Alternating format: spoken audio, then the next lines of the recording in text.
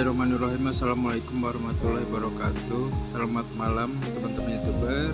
Semoga sehat selalu. Di video kali ini saya akan membacakan yaitu cukur rambut belum tuntas, waktu sudah habis. Gugus Tugas Covid-19 Kabupaten Garut menggelar sidang kepada para pedagang dan penjual jasa yang melanggar di masa PPKM darurat. Persidangan dilakukan di Bundaran di Simpang 5 Garut Selasa kemarin. Diketahui ada 7 pedagang dan penjual jasa yang disidang di tempat, yakni mereka yang berjualan di pusat perbelanjaan Garut Kota. Pantauan Tribun Jawa Barat. Majelis Hakim terlebih dulu menanyakan kepada terdakwa kronologi pelanggaran yang dilakukan pelanggar yang sudah diatur dalam undang-undang. Saksi yang mempunyai tempat usaha cukur rambut itu mengaku tidak bisa mengatur waktu saat hendak tutup.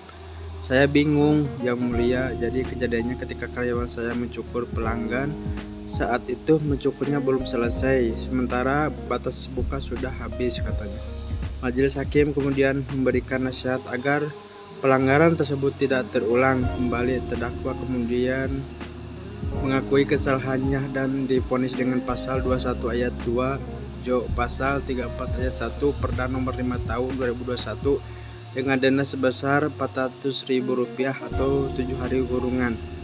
Kepala Kejaksaan Negeri Garut Sugeng Haryadi mengatakan ada 7 pelanggaran PPKM darurat yang disidangkan secara terbuka dengan vonis denda.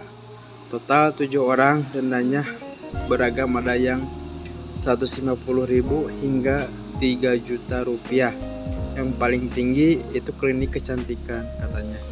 Terima kasih sudah menyaksikan video kali ini. Assalamualaikum warahmatullahi wabarakatuh.